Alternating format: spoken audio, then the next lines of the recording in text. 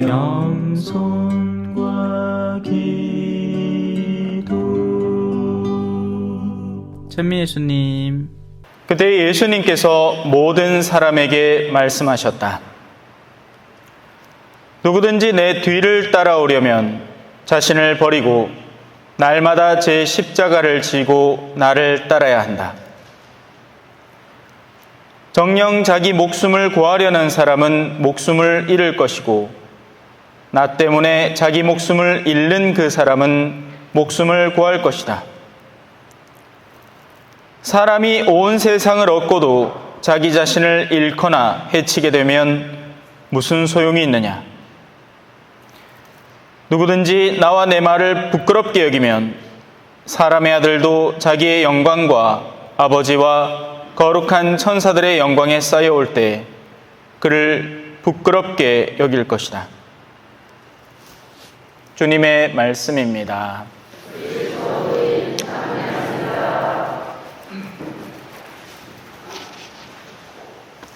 찬미 예수님, 오늘은 부끄러움에 대해서 한번 살펴보겠습니다. 가끔 가다가 유튜브에서 80년대나 90년대 유행하던 패션 스타일이 올라오곤 합니다. 얼마나 촌시럽운동, 머리는 뭐그치 볶아가 막 이마 해가 사저그 채가 막 남자들은 또 멋있다고 장발을 싹 휘날리며 왜 하든지 장발 단속 피하려고 난리를 치던 시대가 있었지요. 저는 그 시대에 안 살아봐 모르겠습니다. 예? 지금 막 머리 버끄버끄해지신 분들도 그때는 전부 다 막 한 따까리 했을 거 아닙니까? 그죠? 예? 막 말보로 담배 탁 꼬나 물고 양담배 피는 거, 아니면 뭐 미제 뭐 하나 해가 막 코카콜라 이래 마시는 거, 뭐 이런 거. 그런 게 막 멋있는 일들 아니었겠습니까? 그죠? 지금은 어때요? 세상이 달라졌죠? 예. 그렇게 하고 다니면 너무나 이상하고 부끄러운 모습이 되어버릴 겁니다. 지금은 이제 어르신들이 염색을 까마이 해야, 그죠? 이제 덜 부끄러운 시대가 됐습니다.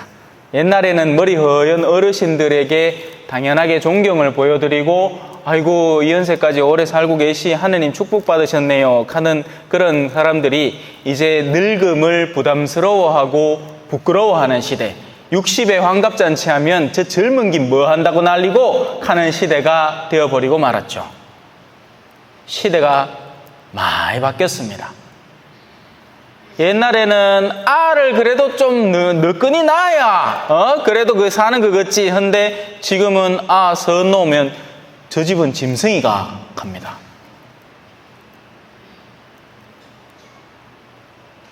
전에는 자랑스러웠던 것들이 지금은 부끄러운 것이 되었고, 전에는 수치스럽고 부끄러웠던 것들이 지금은 당당한 일이 됐습니다.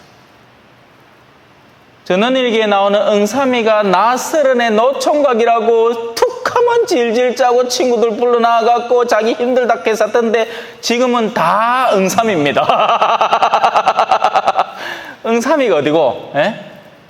지금 다 30 넘어가 중반에 뭐 심지어는 40에 결혼하고 난리잖아요. 결혼을 하마 다행이지 또. 이렇게 유행이라는 것이 있습니다. 유행은 고정적인 것이 아니라 당시의 시대상과 문화를 반영해서 끊임없이 변화하는 것입니다. 그래서 그런 유행을 따르려고 애를 쓰는 사람은 장기적으로 봤을 때 어리석은 사람이 되어버리고 맙니다. 그때마다의 유행을 철두철미하게 따르려고 애를 쓰는 것만큼 어리석은 일은 따로 없는 거죠. 자, 이제 생각을 조금 넓혀봅시다. 수학에 유행이 있을까요? 1+1이 80년대는 2였다가 지금 시대에는 뭐 한 4나 5쯤 됩니까? 수학의 진리는 절대 불변하죠. 수학의 진리는 유행이 없습니다. 그래서 우리가 살아가는 세상은 절대로 변하지 않는 진리와 여러 가지 것들이 뒤섞이고 변하고 마치 바닷가에 서 있는 사람이 그 파도를 보는 것처럼 어떤 때는 많이 밀려왔다가 어떤 때는 저 아래에서 그냥 그쳐버리다가 그런 세상을 함께 살아가고 있는 겁니다. 자, 이제 마지막 질문입니다. 신앙적 진리는 어떨까요? 신앙적 진리는 시대에 따라서 변하는 것일까요? 그것은 다음의 질문과 같습니다. 하느님의 뜻은 변합니까? 자, 여기에서는 하나를 먼저 알아봐야 되는데요. 교리라는 겁니다. 교리. 교회가 가르치는 갖가지 가르침들입니다. 이 교리는 시대의 흐름에 따라서 여러 가지 것들이 변형될 때가 있습니다. 예를 들어서 과거에는 우리 노래에서 야훼 우리 주여 주의 이름이 해도 아무 문제가 없었어요. 야훼라는 단어를 노랫말 속에 뭐 여기 집어넣고 저기 집어넣고 아무 상관이 없었단 말입니다. 지금 어떻게 되는지 아세요? 싹 다 주님으로 바꿨습니다. 어디 함부로 하느님 이름 부르느냐 하면서. 그것도 옛날에는 주여 주여 하던 걸 지금 전부 다 주님 주님으로 다 바꿔놨어요. 함부로 부르면 안 된다고. 심지어는 성경 번역도 바뀌죠. 오늘 읽은 부분 중에 제가 아직도 기억나는 부분이 옛날 성경에는 요 이독서의 어디고?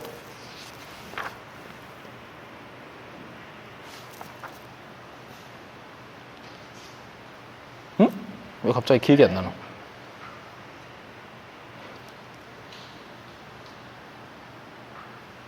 하여튼 사랑의 쌀이라 라고 표현되던 게 요즘은 번역을 새로 해가지고 굉장히 식상해져 버렸어요. 그래서 옛날 공동번역 성서가 훨씬 더 읽기에는 보들보들하고 입에 착 달라붙습니다. 너는 내 눈에 넣어도 아프지 않은 내 사랑하는 아들이다. 이런 표현들이 지금에는 없습니다. 그래서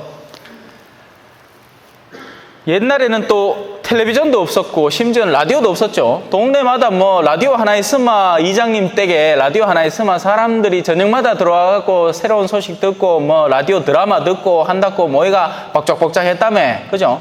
한여름 밤에 수박 한 뒤 갖다 놓고는 쓸어가 무면서 같이 라디오 듣고 라디오에 나오는 그 드라마에 따라서 같이 울기도 하고 그랬을 거 아닙니까? 불과 몇십 년 전만 해도 집에 TV를 갖다 놓고는 다들 와서 같이 일요일 밤에 이런 거 보고 했잖아요. 그죠? 근데 이제 안 난다 아닙니까? 전신만신 지 TV 들고 이거 전부 다 지 거 들고 이래 뭐 지 보고 싶은 거 보지. 이제 같이 누가 본다고 아버지가 뭐 틀어놨다고 그거를 꾸준히 본다거나 그런 일 없어요. 그죠? 옛날에는 아버지가 이래 누부가 보다가 내 보고 싶은 거 보려고 탁 트는 순간 나 또라 안 잔다. 그죠? 희한해. 네. 분명히 자는데 그거 탁 채널 바꿔보면 안 잔다고 그렇게 샀습니다. 그죠? 그런 맛이 있던 시대를 살던 우리는 이제는 시대가 바뀌었습니다. 그래서 라디오도 있고 텔레비전도 있고 각자가 전부 다 휴대기기를 들고 뭐 원하는 걸 보는 시대가 됐고 또 거동이 불편한 분들을 위해서는 방송 미사라는 거. 제가 맨날 용봉 가갖고 이제 미사 마치고 커피 한잔 하러 가는 어르신 집에 가면 아이고 오늘은 젊은 신부님이 나옵디다 하면 뭔 소리고 처음에는 뭐라 하시노? 미사는 내가 드리는데 뭔 젊은 사람이 왔다 하노? 나중에 이해를 한 게 아침 방송 미사 때 젊은 신부님이 나왔구나. 이제 그걸 이해를 했죠. 그래요. 인터넷이 없던 시절에는 인터넷의 윤리라는 게 있을 필요가 없죠. 그죠? 옛날에는 우리는 솔직담백하게 살아왔던 겁니다. 지 얼굴 까고 할 얘기하고 서로 이야기를 나눴던 거죠. 지금은 어때요? 인터넷이라는 도구는 익명성이라는 굉장히 해롭고 사악해질 수 있는 도구를 갖고 있습니다. 사람이 자기 얼굴 안 드러내고 무슨 이야기를 할 수 있을 때 완전히 다른 사람이 되어버리는 겁니다. 그래서 욕도 더 쉽게 하고 쓸데없는 소리도 더 많이 짓거리는 거죠. 왜? 자기 이름 팔 필요가 없잖아. 그러니 뭐 유튜브 보다가 기분 나쁜 거 있으면 성당 와갖고는 아베 마리아 하다가 인터넷에 댓글 달 때는 완전히 막 어디 처음 뭐 한 번 보지도 못한 괴물로 변해 있습니다. 별의별 쌍욕들을 다 쏟아놓습니다. 이건 사제로서 저도 일종의 유튜버 아닙니까? 많이 당해봤습니다. 신자라는 사람이 지 마음에 안 들면 그때부터 막 나쁜 말을 쏟아내기 시작하는데 사납더라고요. 얼마나 못됐는지 몰라요. 가면 뒤에 숨을 때 사람은 포악해집니다. 옛날에는 그런 걸 걱정할 필요가 없었지 않습니까? 익명성 뒤에 숨을 일이 뭐가 있어요?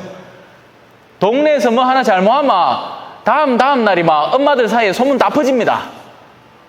그래, 넘사 시럽어서 나쁜 짓 뭐해? 그죠? 근데 지금은 어때요? 얼마든지 할 수 있습니다. 어디 숨어갖고 뭐 하면 누가 뭐 했는지 아무도 몰라.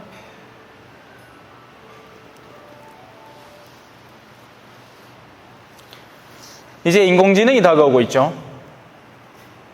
이 여파가 얼마나 클지 사실 아무도 모릅니다.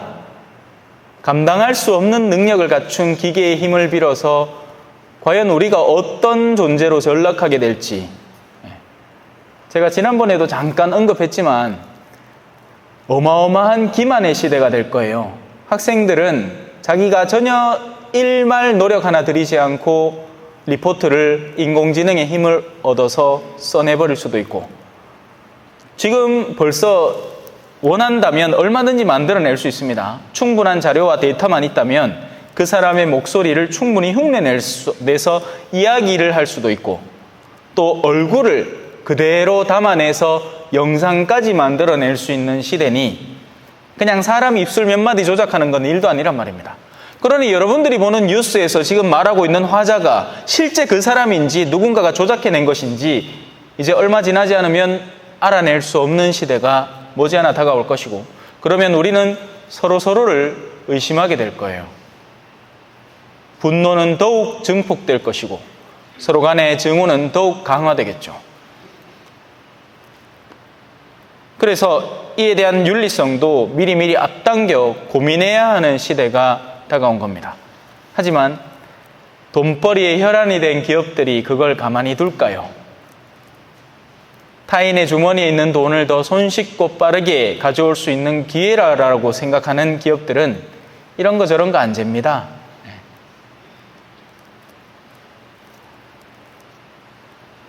자, 여튼 그렇게 시대의 흐름에 따라서 우리의 교회의 가르침은 다방면에서 여러 가지 다각도로 살펴보고 변화의 이 시기를 겪어야 하는 겁니다.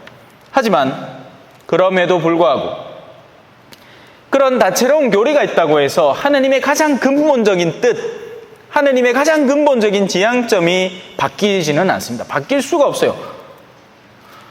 어느 날 갑자기 하느님이 아이고 지금까지 착하게 산다고 고생했다. 내 인자 생각을 좀 해보이겠네. 내가 잘못 생각했더라. 좀 나쁘게 살아도 된게 오늘부터 악을 좀 저질러라. 이렇게 얘기할 하느님이 계시겠습니까? 그럴 하느님이면 어떻게 믿어요 우리가? 그럴 하느님은 없습니다. 또 어느 날 아이고 내 가만히 보니까 예수를 보내는 게 예수가 전부가 아니더라. 내 딴 구원자 또 새로 보낼 테니까 너가 이제 예수 그만 믿으라 하겠습니까? 그런 일은 없겠죠. 미사 볼 때 웃고 떠드는 아이는 있을 수 있어도 예수님이 우리의 더 이상 구원자가 안 되는 날은 다가오지 않는 겁니다. 우리가 이제 강론을 마치고 읽게 될 사도신경 안에서 고백되는 것들을 우리는 도그마, 교의라고 표현하거든요. 그것만큼은 절대로 변하지 않는 겁니다. 교리는 시대상에 따라서, 인터넷의 개발에 따라서, 인공지능의 개발에 따라서 그에 발맞추어 변화되어 나가야 되지만 교의는 변하지 않는 거예요. 자, 이제 본론으로 들어가 봅시다. 결론은 뭐다? 하느님의 뜻은 변한다 아니다? 변하지 않는다. 절대로. 이는 수학적 진리와 다를 바 없는 것입니다. 수학적 진리 역시도 하느님의 뜻 안에 내포되어 있는 거죠.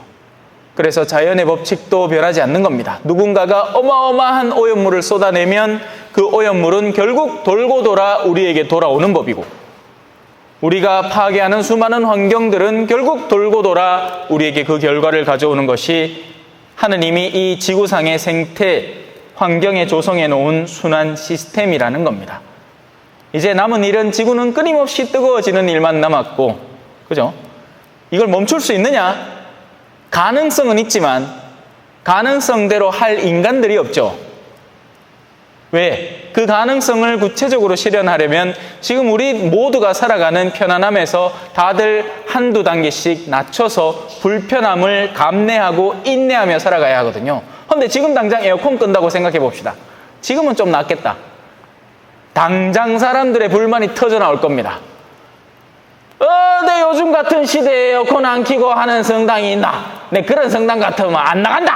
왜? 불편하고 땀나고 덥고 싫거든요. 그래서 환경에 대한 질문은 누구에게 책임이 있나가 아니라 과연 우리는 불편함을 감내하고 살아갈 준비가 되어 있는가? 라는 것입니다. 과연 우리는 좀 더 가난하게 살아갈 준비가 되어 있는가? 지나친 이득을 탐내지 않고 살아갈 준비가 되어 있는가? 혹자는 얘기하죠. 지구는 모든 사람들이 균등하게 행복하게 살 수 있는 풍부한 자원을 갖고 있으나 사람들의 탐욕을 위해서는 지구가 10개라도 부족하다. 아닌 게 아니라 지금 이제 화성 탐사한다고 준비 중이잖아요. 그죠? 지금 우리 살 지구도 제대로 정비 못하면서 또 어느 행성 가서 그걸 어떻게 파괴시키려고 준비하고 있는 겁니까? 그래서 어떤 영화에는 이렇게 표현하기도 해요. 매트릭스라는 영화인데요. 인간이야말로 암적 존재라고. 예. 그렇죠. 악에 사로잡힌 인간이야말로 암적 존재입니다. 하지만 우리가 신앙생활을 하는 이유나 제가 이 자리에서 강론을 하는 이유도 인간이 그렇게 악에 물들여져 있고 길들어감에도 불구하고 희망이 남아있기 때문에 그들에 대한 구원의 가능성 때문에 그렇게 하는 거죠. 제가 오늘 강론을 시작하면서 부끄러움을 다룬다고 했습니다. 자, 이제 부끄러움을 조금만 다뤄봅시다. 부끄러움이라는 것은, 수치라는 것은 사람들의 시선에서 오는 것이 아닙니다.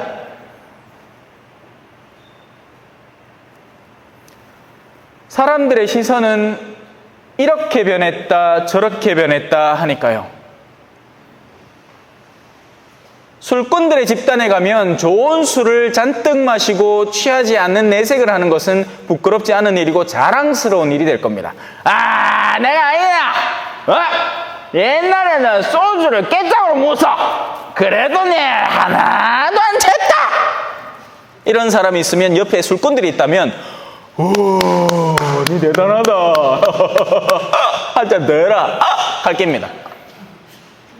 하지만 의로운 이들이 모인 집단에서 그 신용만 한다 하더라도 그건 수치스러운 일이 되죠. 부끄러운 일입니다.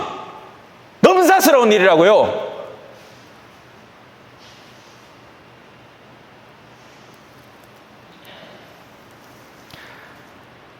부끄러움은 하느님을 벗어난 우리의 내면에서 시작되는 겁니다.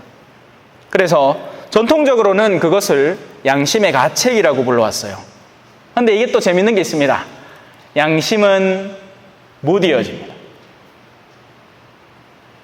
그 어린 마음에는 누군가가 하는 욕설만 들어도 가슴이 시리는 아주 섬세한 양심을 가지고 있던 그 고귀한 어린아이의 순결한 영혼이 성장해 가면서 이제 어둠에 슬슬 몸담아 가면서 아무렇지도 않은 일이 되어버리고 마는 겁니다. 아니, 이제는 말할 때 욕설을 섞지 않으면 뭔가 내가 짜세가 안 난다는 느낌으로 살아가게 되는 겁니다.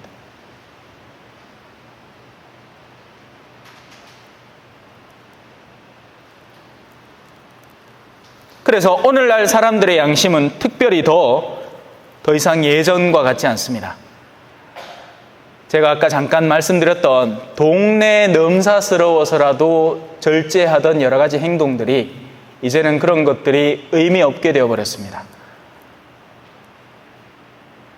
나 스스로가 법의 규정자이고 내가 욕구하는 것이 법의 중심이 된 오늘날의 사회에서는 쾌락이야말로 가장 으뜸가는 법의 규범이 되는 겁니다. 세속성이 사람들의 내면을 너무나 지배한 나머지 세속화된 생각과 말과 행실들이 전혀 부끄럽지 않은 일이 되었습니다. 오히려 그런 것이 칭송받는 사회가 되었죠.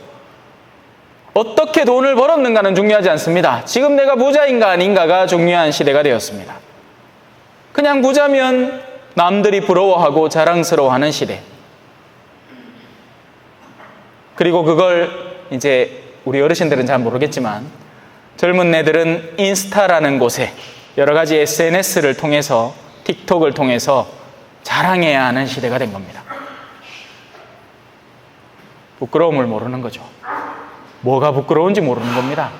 사람들이 다 찬사를 던져주니 옷꺼풀이 하나씩 벗겨져도 그때마다 사람들이 오히려 더 박수를 쳐주니 지금의 수많은 아이돌들, 연예인들은 부끄러운 줄도 모르고 성적 행위를 과감하게 묘사하는 춤 행위를 얼마든지 표출을 합니다. 그러면서 아이들은 그걸 답습하고 저렇게 하면 찬사를 받는구나, 저렇게 하면 사람들 사이에 인정을 받는구나 하면서 그것이 오히려 우상화되죠. 그래서 그들을 아이돌이라고 부릅니다. 우상이죠. 어리석은 신입니다. 우리의 내면이 너무나도 세속화되어 버렸다는 결정적인 증거는 고해서에서 쉽게 찾아볼 수 있습니다. 이제 사람들은 더 이상 나의 마음이 어디로 경향을 갖고 있고 어떤 것에 쉽게 넘어지고 하는지 그 섬세함을 살펴보는 것을 그쳐버렸습니다. 그런 이들을 만나는 건 정말 보석 같은 일이에요. 고해서에서 여러 사람들의 고해를 듣지만 그냥 미사를 빠졌다거나 뭐 했다거나 하는 일상적인 눈에 드러나는, 내가 그건 분명히 룰을 깨뜨린 거잖아요. 그러니까 이제 그건 고해하러 오는데 내 마음이 어딘가로 기울고 있습니다.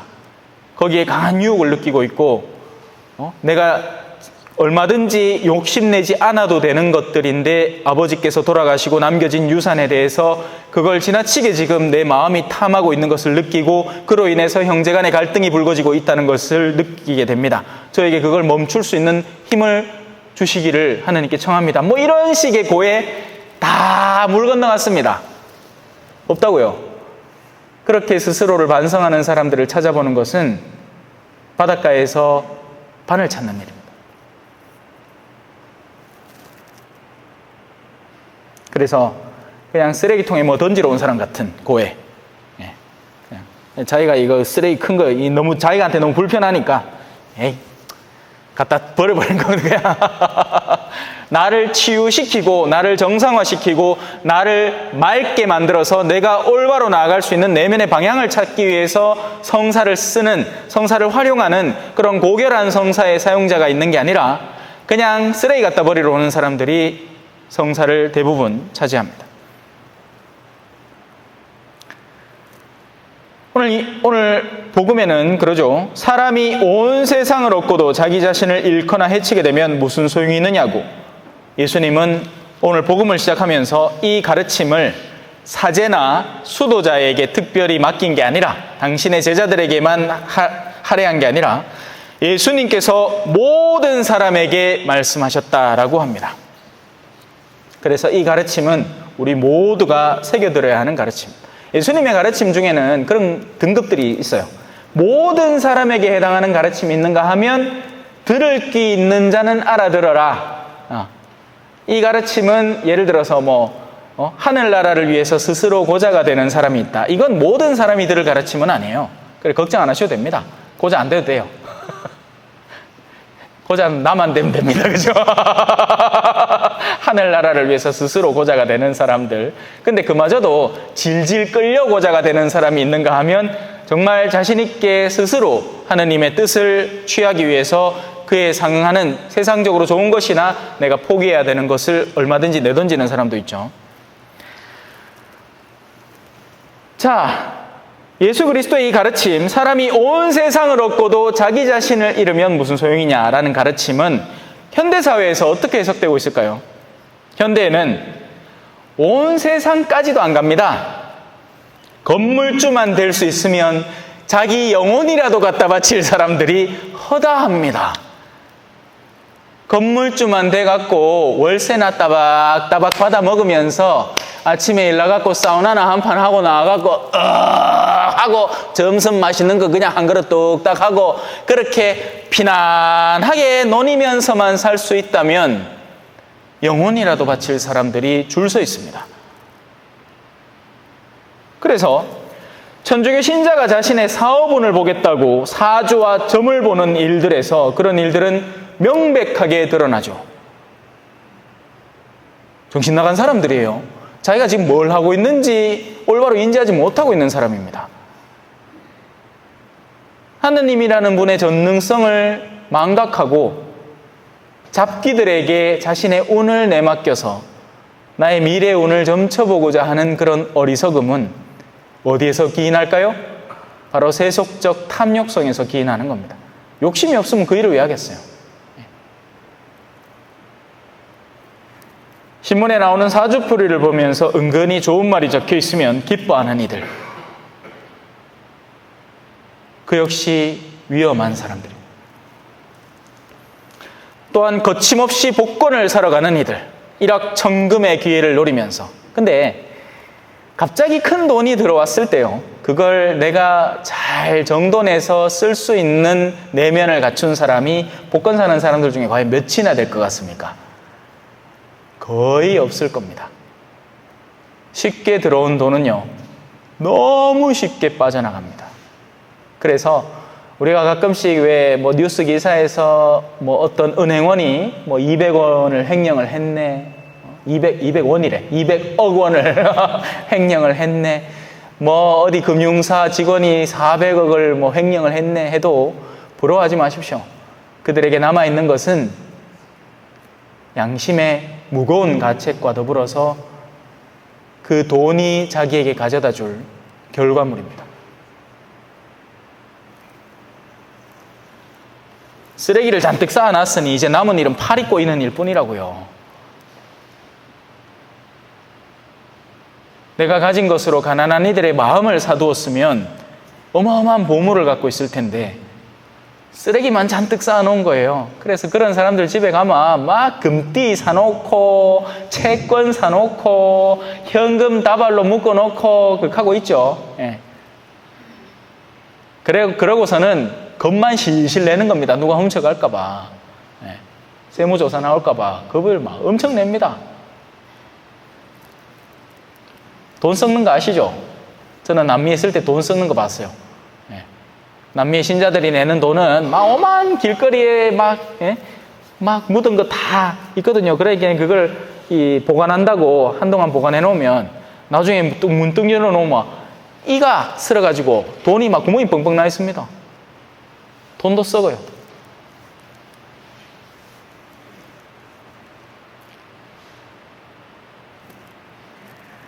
과연 그들의 내면을 예수 그리스도는 어떻게 바라보실까요? 친구들 앞에서 신자라는 걸 드러내는 것이 부끄러워서 밥 먹을 때 성호조차 제대로 긋지 않는 이가 과연 주님이 오실 때 그분을 예수님 나 정말 당신 기다렸어요 하고 맞이할 수 있을까요? 아닐 겁니다. 부끄러워서 도망갈 거예요.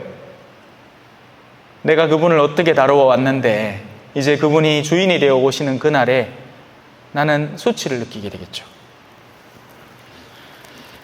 한편 그런 이들이 자기에게는 멋진 집이나 차가 생기게 된다면 그건 다른 이들 앞에서 어마어마한 자랑스러움으로 드러내고 있지 않을까요? 그런 이들에게 십자가는 무조건 피해야 하는 어떤 것이고 내버려야 하는 것이 아닐까요? 이런저런 여러 가지 의문들이 이 강론을 준비하면서 저에게 엄습해 왔습니다. 무엇이 진정한 부끄러움인가? 사람들이 칭송하는 것 앞에서 자랑스러움을 느낄 필요는 없습니다. 우리는 그들이 누군지 모르기 때문이죠. 그들이 하느님의 사람이라면 그들이 칭송해 주는 것을 자랑스러워하십시오. 하지만 그들이 세속의 사람이라면 그들이 칭송하는 것을 경계하고 그것을 피할 수 있도록 조심하십시오. 누구든지 나와 내 말을 부끄럽게 여기면 사람의 아들도 자기의 영광과 아버지와 거룩한 천사들의 영광에 쌓여올 때 그를 부끄럽게 여길 것이다. 아멘.